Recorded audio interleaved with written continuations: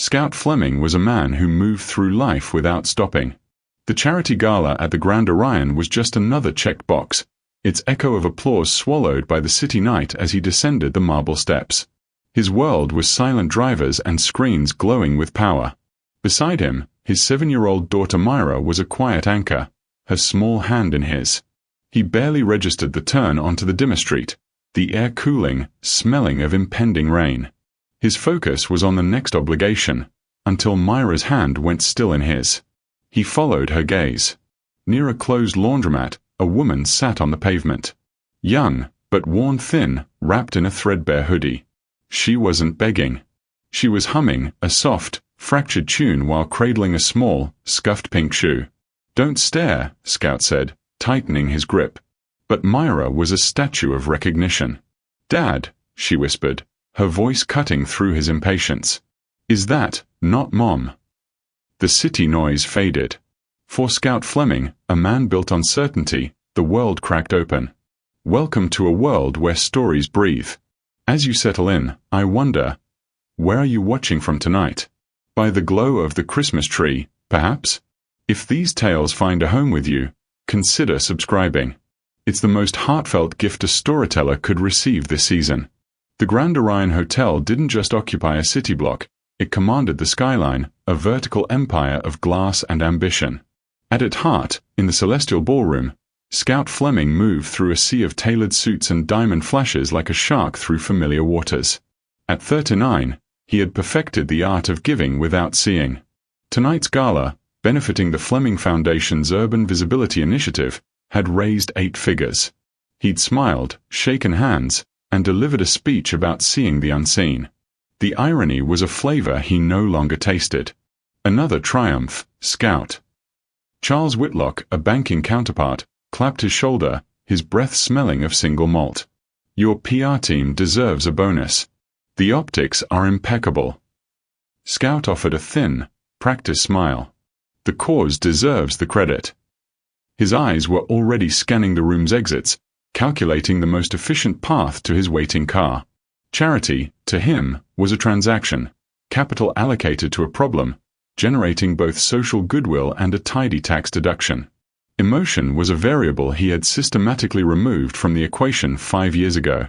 A small, cool hand slipped into his. Myra. She stood beside him, a silent, observant shadow in a navy velvet dress. At 7, she possessed a preternatural stillness that unnerved adults accustomed to the chatter of children. She didn't fidget or demand attention, she absorbed. Her eyes, the same storm-cloud gray as her mother's, missed nothing. She was holding the event souvenir, a small, crystal prism meant to symbolize seeing light in darkness. She wasn't looking at it. She was watching an elderly waiter clear champagne flutes with trembling hands. Ready to go. Scout's voice was softer with her, but still carried the efficient clip of a man with a schedule to keep. Myra nodded, her gaze finally leaving the waiter. She didn't speak.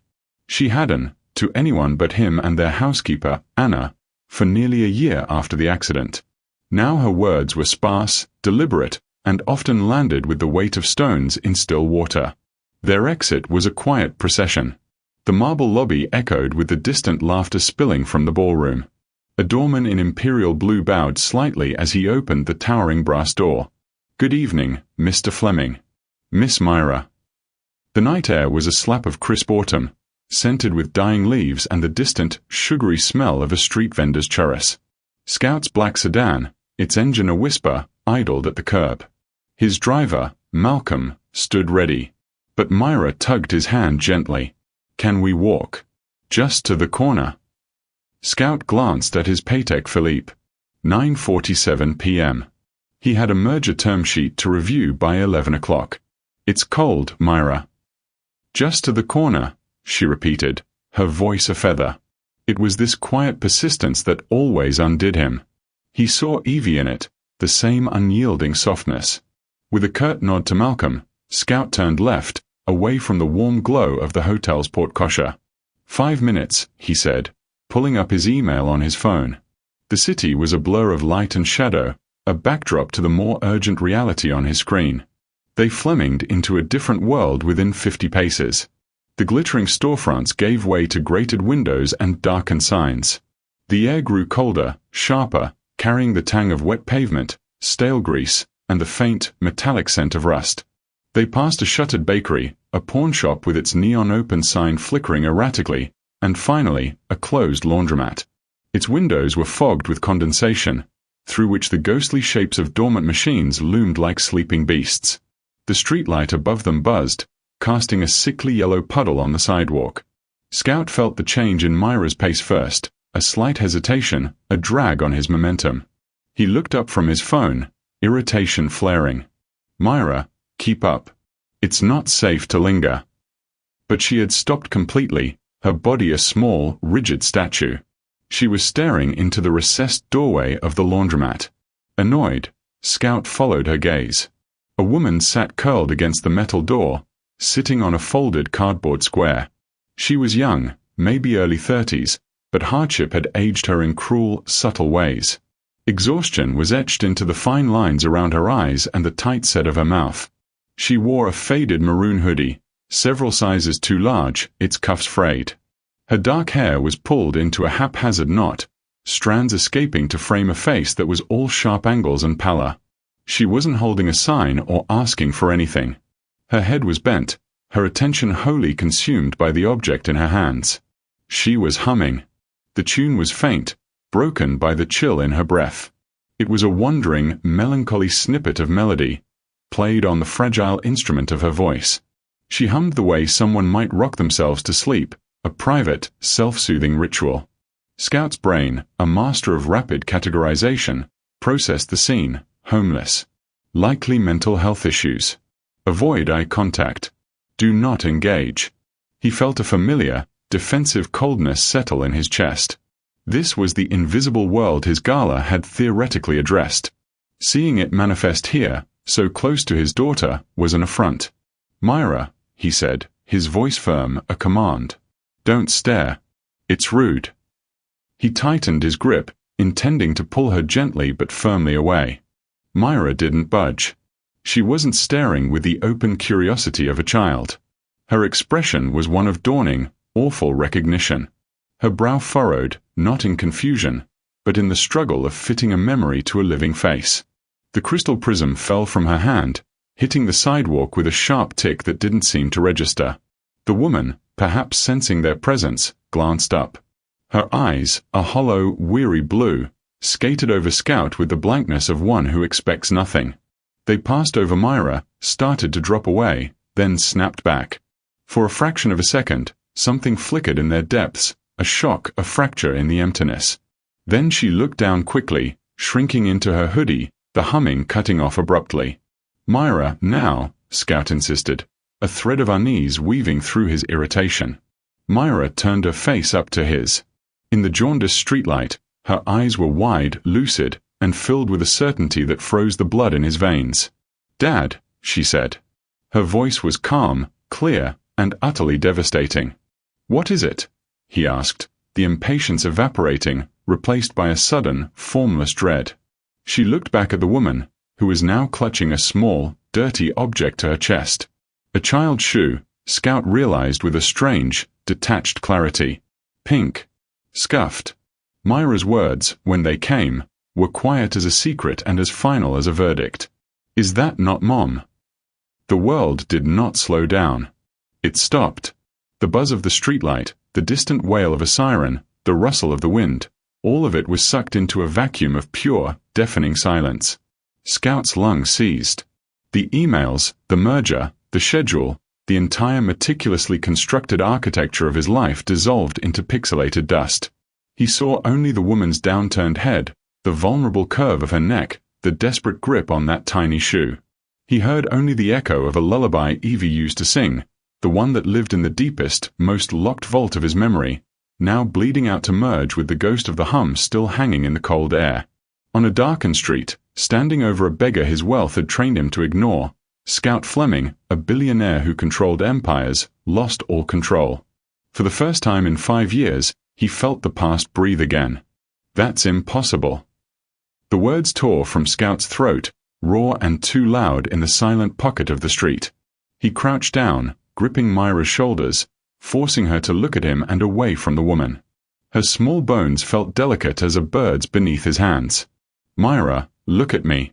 Your mom is gone." He stumbled over the word. Gone. It was the term he used, the one the therapists had recommended. Cleaner than dead. Softer than vanished without a trace. He had built a monument to that goneness, a life of streamlined efficiency where grief was a closed file. A flash, sudden and brutal, the Coast Guard searchlights cutting swaths through the oily, churning water the night of the ferry explosion. The ringing in his ears, the smell of salt and burnt fuel. Holding a 2-year-old Myra, her tiny face pressed into his neck, as an officer with a kind, weary expression said, "We're not finding anyone else, Mr. Fleming. Not alive." The official report, a week later, presumed deceased. Body not recovered. He had needed certainty, even if it was the certainty of loss. He had accepted it. He had to. But Dad, Myra's eyes were wells of confusion, not at the woman, but at his denial. No, his voice was a sharp blade. He stood, pulling her with him, his own gaze dragged back to the figure in the doorway. This time, he saw the object she clutched with white-knuckled intensity. A shoe. A little girl's shoe. Pink. Its strap was frayed, its toe scuffed from concrete and time. A visceral, physical ache punched through his sternum, so acute he almost gasped. Evie had loved buying Myra impractical, pretty shoes.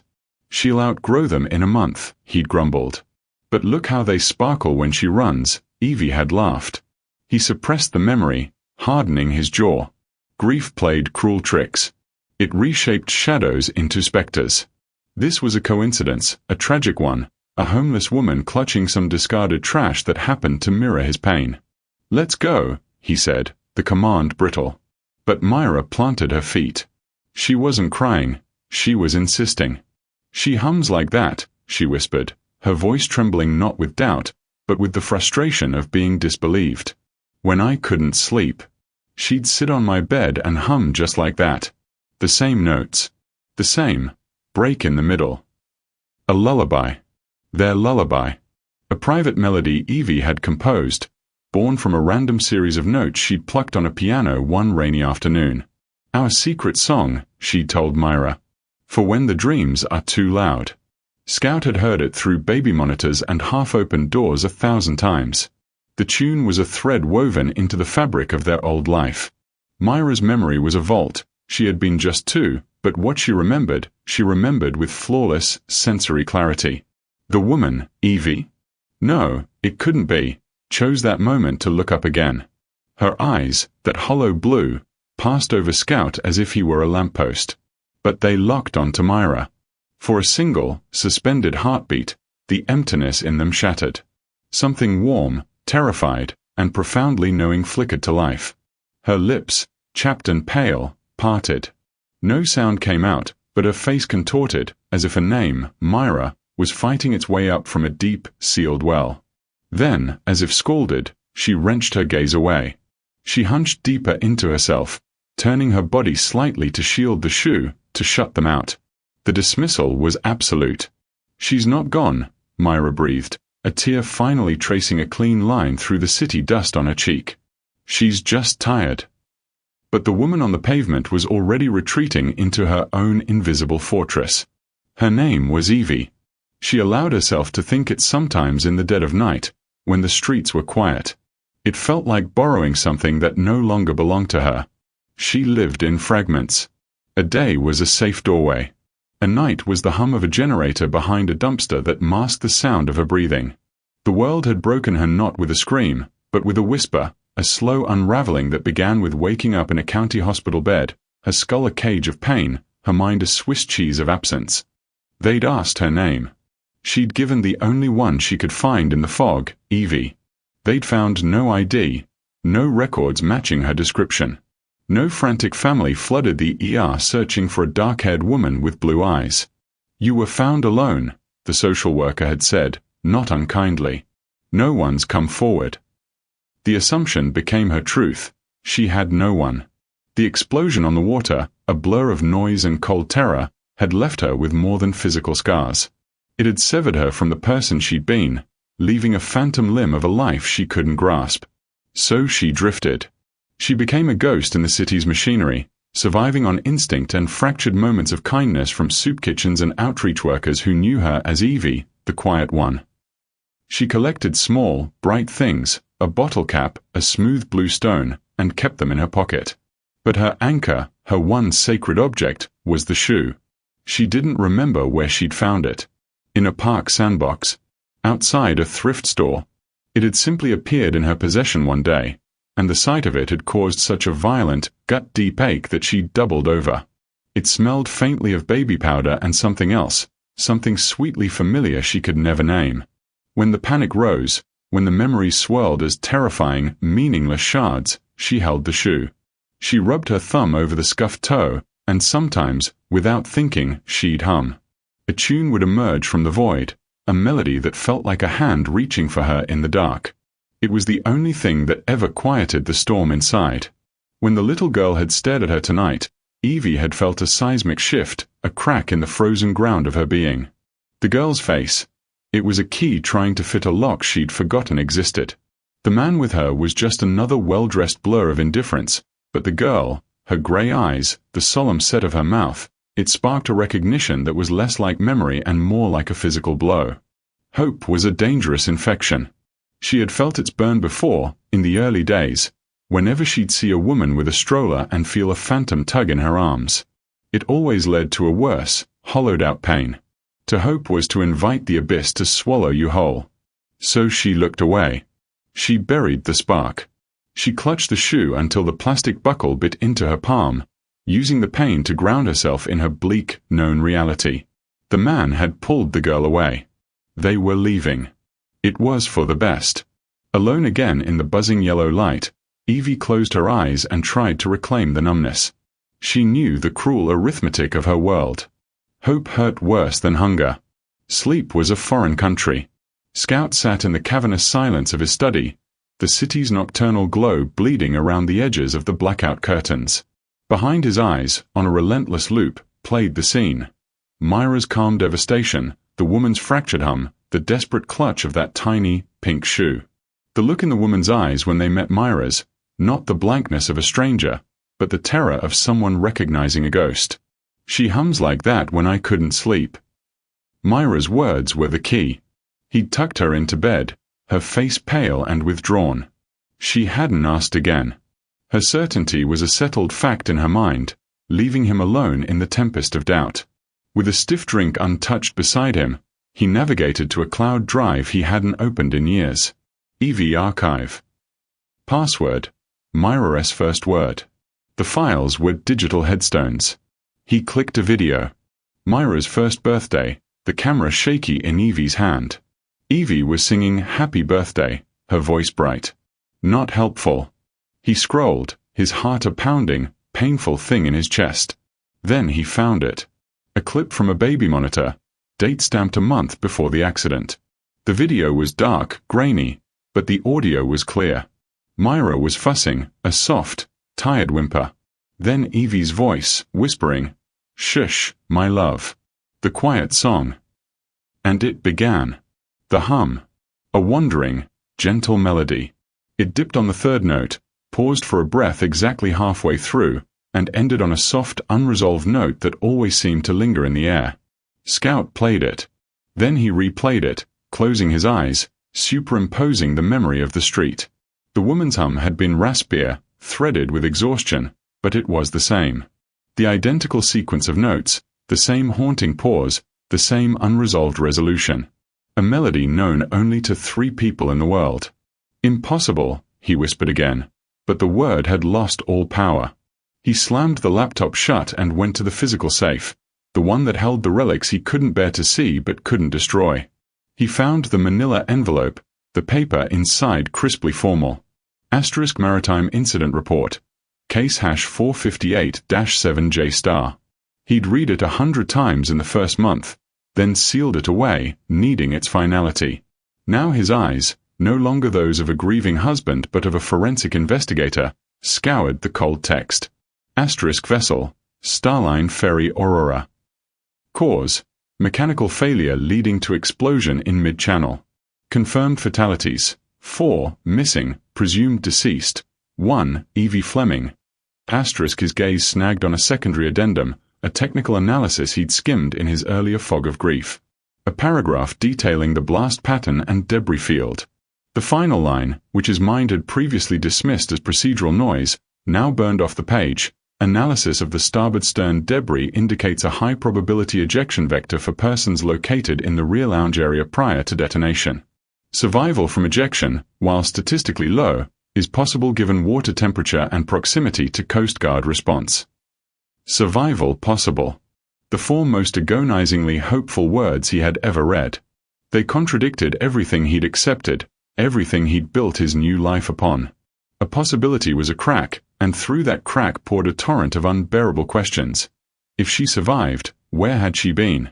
Why hadn't she come home? The image of her, hollow-eyed and clutching a shoe in a laundromat doorway, provided a horrifying answer. The next evening, he went alone. He left the watch, the overcoat, the aura of impenetrable wealth. He wore a simple dark sweater and jeans, carrying 2 paper cups of steaming coffee. He found her in the same alcove, a figure of such profound stillness she seemed part of the building's architecture. This time, he didn't stand over her. He lowered himself to the cold pavement, leaving a careful 3 feet between them, and set 1 cup near her folded legs. He stared straight ahead at the traffic, not at her. Minutes passed. The coffee steam dwindled. Finally, he spoke, his voice low and careful, as if approaching a startled animal. "I used to know someone," he said, "who sang like you do. The same song." He saw her shoulders tense from the corner of his eye. She didn't reach for the coffee, but she didn't recoil. It was a lullaby. For her little girl. He risked a glance. Her head was still bowed, but she was listening, her fingers tracing the edge of the cardboard she sat on. She made it up. No one else knew it. A long, brittle silence stretched between them, filled only with the distant growl of a bus. He waited, his own breath held. This was the precipice. Her voice, when it came, was a dry leaf skittering on concrete. "I don't remember." "I'm not asking you to remember her," Scout said, the lie smooth and necessary. "I'm asking about you." He turned his head fully toward her now. Her profile was sharp against the dirty glass. "Did you have a child?" "Once." She froze. Her hand stopped its tracing and slowly, almost involuntarily, came to rest on the small, lumpy shape of the shoe, hidden in the folds of her hoodie. She gave the faintest, almost imperceptible nod. Then, a whisper, so frail it was nearly eaten by the wind. "A girl, I think." The air left Scout's lungs. The confirmation was a physical blow. He looked away, blinking rapidly against the sudden, hot pressure behind his eyes. The professional detachment he'd clung to shattered. A girl, I think. The heartbreaking uncertainty of it. He wanted to shout her name is Myra. He wanted to grab her shoulders and will the memories back. But he saw the fragile shell of her, how one wrong word could make her vanish forever. So he just nodded, his own voice thick. "I see." He stood up slowly, his joints aching. "The coffee's for you. No strings." He began to walk away, each step an act of supreme will. From behind him, her voice, slightly clearer now, floated on the cold air. Does your friend's girl have a name?" Scout stopped, his back to her. A test. A final, terrifying verification. He didn't turn. "Myra," he said softly. There was no gasp, no cry. Just a long, trembling silence. Then, her reply, filled with a wonder that sounded like pain. "That's a pretty name." He walked on, his vision blurring. The woman on the street didn't know him. She didn't know herself. But she knew, in the deep, buried marrow of her being, the name of the child she'd lost. No one knew Myra's name, but somehow she did. The meeting happened in a sunlit room at a family trauma clinic, with a gentle-voiced social worker named Anya present. It was neutral ground, safe. Scout felt like an intruder in his own life, hovering near the door as Myra, holding his hand tightly, stepped inside. Evie sat in a soft armchair, wearing clean, simple clothes provided by the clinic. Her hair was washed and tied back, which only made the sharp anxiety in her face more pronounced. She looked at Myra with a polite, terrifying emptiness, the look of someone trying to place a familiar-looking stranger. "This is Myra," Anya said softly. Evie nodded, a small, stiff gesture. "Hello." Her voice was a ghost of the hum. Myra didn't speak. She just stared, her earlier certainty now mingled with a child's confusion at this formal distance. The woman from the street was here, but Mom wasn't. The silence stretched, thin and agonizing. Scout's heart hammered against his ribs. This was a mistake. He was forcing a ghost into a mold that no longer fit. Then Myra let go of his hand. She walked to the small backpack she'd insisted on bringing and unzipped it slowly. She pulled out not a toy, but a small, clear plastic box. Inside, nestled on a bed of tissue, was a single, pristine children's shoe. Pink. Its mate to the one clutched in a laundromat doorway. "I kept it," Myra whispered, not to the adults, but to the shoe in the box. "Daddy said to put your things away, but I hid this one." She opened the box, took out the shoe, and walked to Evie. She placed it carefully on the arm of her chair, next to Evie's hand. Then she stepped back. Evie looked down. Her breath hitched. Slowly, as if moving through deep water, she reached into the pocket of her sweater and pulled out the other shoe. Frayed strap, scuffed toe, worn soft with desperate touch. She held them side by side on her open palms. 2 shoes. A matching pair. A sound escaped Evie, a ragged, broken gasp. Her eyes darted from the shoes to Myra's face, back and forth, the void in her gaze filling with a storm of crashing fragments. She wasn't remembering facts, a name, a date, an address. She was remembering a feeling. The weight of a small, wriggling body on her hip. The concentration of tying a tiny strap. The sparkle in a little girl's eye as she twirled in pretty, impractical shoes. The love, a physical, cellular memory, flooded her before the story did. Her hands began to tremble violently. The shoes clattered to the floor. She didn't reach for them. She wrapped her arms around herself, folding in half as a wail, silent at first, then raw and aching, tore from her chest.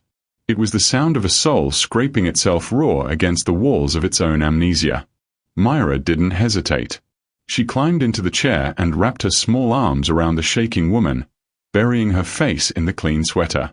"It's okay," she murmured, repeating a phrase she'd heard too often herself. "It's okay." Scout remained by the door, his own tears falling silently. This was not his reunion. This was theirs. He was a witness to a miracle he could not touch, a bridge being rebuilt without his blueprints.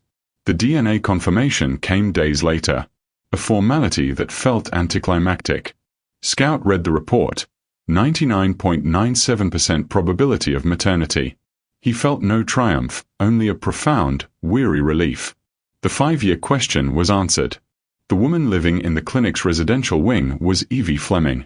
His wife was alive. But she was not his wife. Not anymore. The Evie he knew had been erased by trauma, replaced by a fragile woman who startled at sudden noises and needed the windows open at night. She remembered flashes, the ferry's deck, cold water, a hospital ceiling, but not him. Not their marriage. She knew Myra as a feeling, a song, and now, slowly, as a person she was fiercely, instinctively relearning to love. There was no fantasy reunion.